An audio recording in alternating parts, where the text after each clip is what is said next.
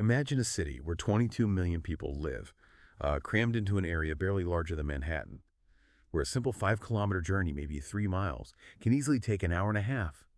And the air just pulses with this constant sound, like a million rickshaw bells ringing all at once. Welcome to Dhaka. This is The Deep Dive. And here's what we do. We take complex topics, dig into the sources you provide, could be articles, reports, anything really, and pull out the key insights. It's basically your shortcut to getting truly well-informed on stuff that matters. Today we're diving deep into Dhaka, the capital of Bangladesh. It's this incredibly vibrant city, but it's also facing, well, profound challenges. We're looking at a really insightful report called Dhaka, Overcrowding in a Resilient Mega City. Our goal is to get our heads around the sheer scale of its population, what daily life is actually like, and the amazing resilience of the people there. We want to unpack the big systemic issues, yes, but also the human stories and this urgent need for, better urban solutions in one of the most densely packed places on Earth. Okay, before we really jump in, if you're finding this interesting and you love getting this kind of information, you should definitely check out Mind Expansion Daily. Seriously, they're a fantastic source for curated knowledge. And while you're thinking about it, could you do us a huge favor? Please like and subscribe to Mind Expansion Daily.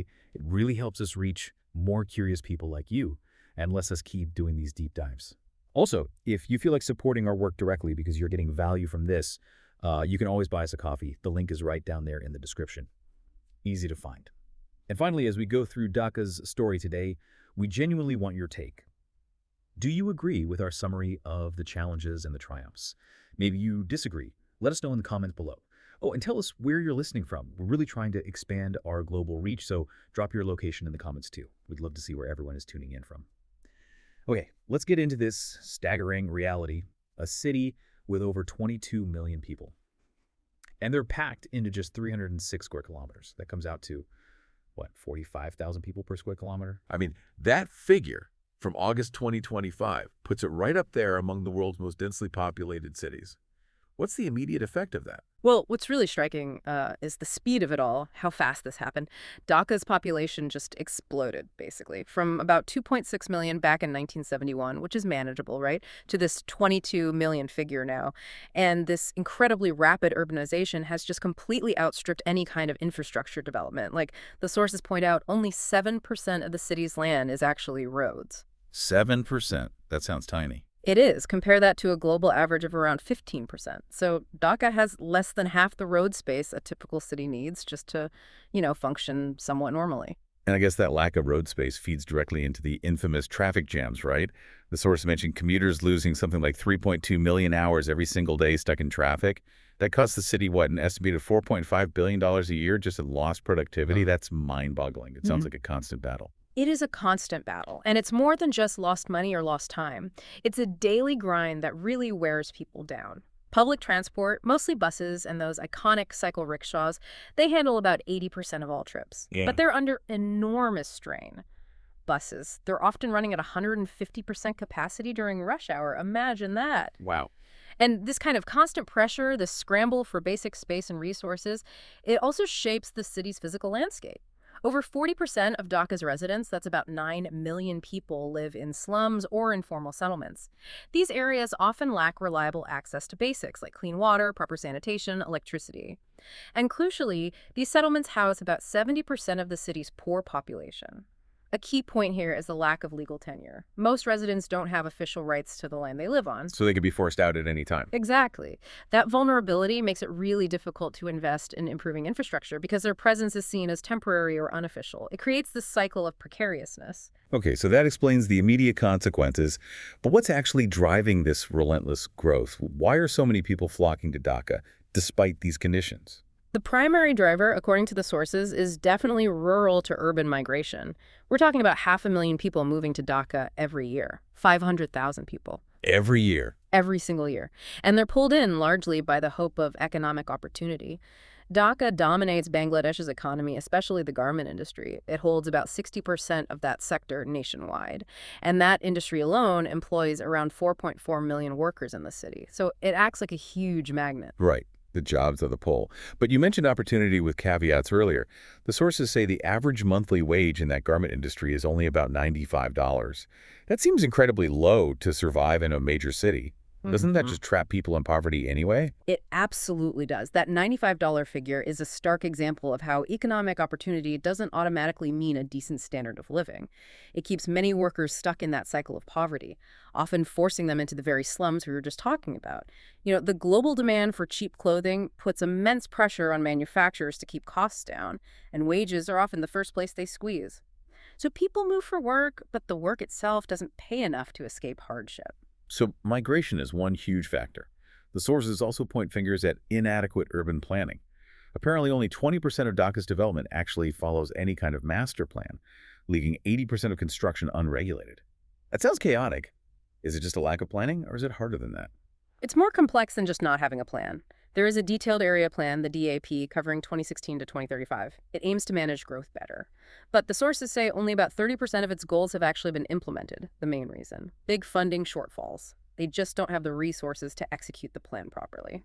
Okay, so the plan exists, but the follow-through is hampered by lack of money. Exactly. And then you have the challenge of land scarcity itself. About 30% of Dhaka's land is naturally flood-prone. Historically, wetlands covered maybe 15% of the city, acting like natural drainage. But a lot of that has been built over, encroached upon.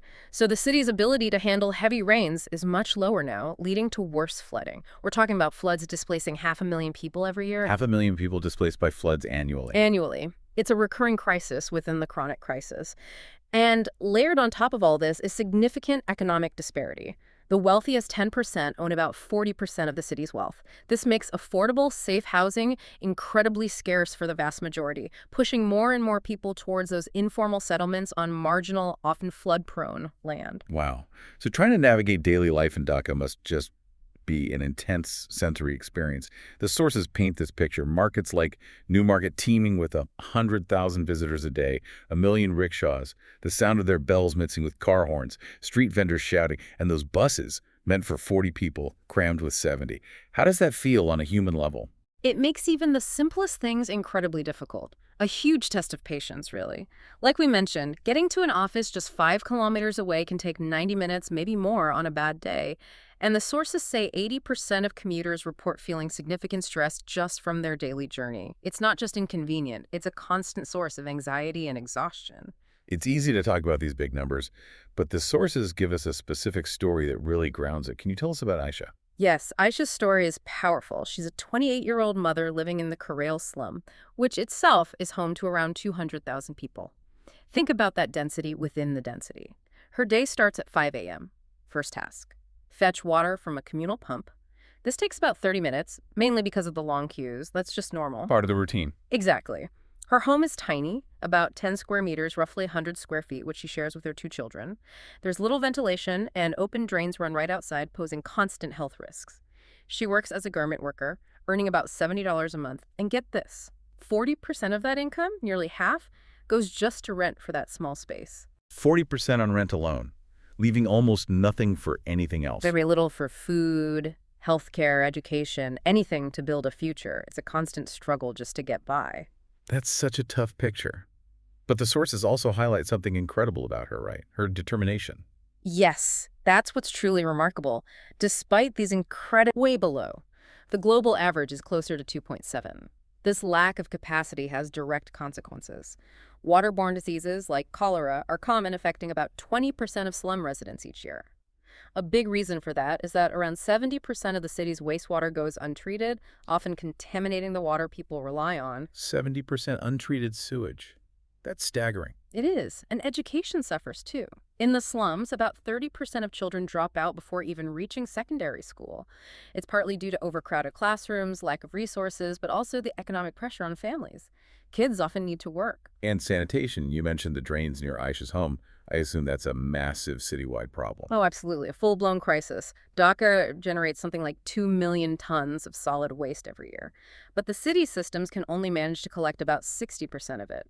The rest just piles up, especially in poorer neighborhoods and informal settlements, creating terrible health hazards and just making living conditions even harder. It all sounds so difficult. Are there unseen impacts too, like on mental well-being? Definitely.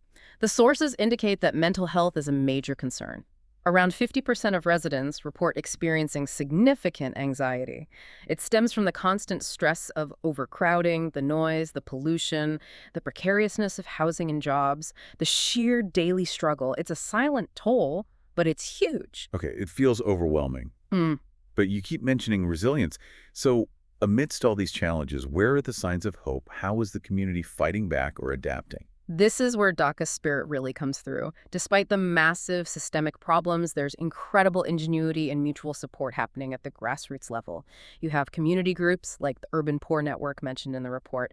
They provide microloans to thousands, already 10,000 families, helping them start small businesses, creating pathways out of extreme poverty, however small. So people finding ways to help each other. Exactly. And NGOs play an absolutely vital role. Organizations like BRE, which is huge, run about 1,500 schools just within the slum areas, reaching around 400,000 children annually. They're filling massive gaps. That's amazing. And residents themselves are involved in solutions too. Yes, like Aisha participating in waste cooperatives. The sources say these groups manage to recycle about 15% of the garbage in their local areas. It helps clean things up a bit, plus provides a small extra income. It's resourceful. And beyond survival, the city's cultural life endures. Big festivals like Pohela Boishak, the Bengali New Year, the report says it drew 1 million people celebrating together in 2025. It shows this incredible sense of community and shared identity. Someone even posted on X, formerly Twitter, about Dhaka's unbreakable spirit, and it got like 18,000 likes. People recognize this resilience. That is powerful. So grassroots efforts are strong. What about the government level? Are larger-scale solutions making any headway? There are efforts, yes, but progress is often slow compared to the scale of the need. The Dhaka Metro Rail is a good example. It launched in 2023, carries 200,000 passengers a day now. That's significant. A positive step. Definitely. But it currently only serves about 10% of the city area, so its impact, while growing, is still limited. And that detailed area plan, the DAP, it aims to build 100,000 affordable housing units by 2035. But so far, only about 20,000 have actually been built. Again, funding gaps and the sheer complexity of urban development in this context are major hurdles. Right, the familiar constraints. Are there other, maybe more radical or innovative ideas being discussed to really shift the needle long term? Yes, there are bigger ideas being floated. Things like developing planned satellite cities around Dhaka to try and disperse the population pressure. Also, large-scale wetland restoration projects to improve drainage and reduce flooding. These ideas actually have strong public backing. A 2024 survey showed 60% support for them. Experts also talk a lot about decentralizing industries. Moving the jobs out. Exactly, especially the garment sector, since it's such a huge magnet, accounting for maybe 80% of the city's industrial jobs. Encouraging factories to relocate to other regions could potentially slow down the migration flow to Dhaka itself. People also look at international models like Singapore's public housing system for inspiration. But, adapting those models to Dhaka's unique situation with its population size and resource constraints, that's the billion-dollar question. Funding and political will are always the major challenges. What an incredible, intense deep dive this has been, Dhaka. It's a city of such stark contrasts, isn't it? Right. Overwhelming pressure, yet this undeniably powerful, unbreakable spirit. We've touched on the mind-bending population scale, the daily realities for people like Aisha, and this amazing resilience that bubbles up through community action and emerging solutions, even if they're slow. And if we connect this outwards, Dhaka's situation, while extreme, isn't unique in principle. It really reflects broader global urban challenges. There are about 1.6 billion people living in slums or informal settlements worldwide. The lessons from Dhaka, the importance of community strength, the critical role NGOs play, and the absolute urgent need for well-planned, well-funded urbanization, these are vital lessons for other megacities facing rapid growth, places like Lagos, Mumbai. These insights could potentially benefit millions of urban poor globally. So, thinking about all this, what's the takeaway for us, listening from wherever we are? Dhaka's story really highlights this fundamental tension, doesn't it? The need to balance economic growth and human livability. It leaves you wondering, how do we reconcile that powerful human drive for opportunity for a better life, which often pulls people towards cities, with the absolute necessity of creating urban environments that are equitable, sustainable, and truly livable, not just for some, but for everyone? That feels like a critical question, not just for Dhaka's future, but for the future of cities all over our increasingly urban planet. Something important to keep thinking about.